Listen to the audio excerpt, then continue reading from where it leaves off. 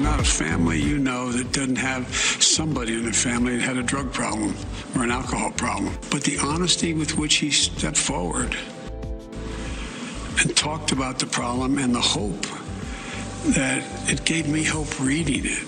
I mean, it was like, my boy's back. You know what I mean? Anyway, I'm sorry to get so personal.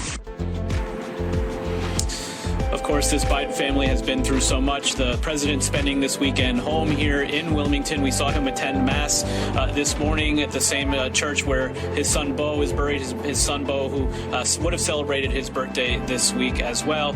We expect the president to remain here in Wilmington through tomorrow when he heads back to Washington with a full agenda, of course.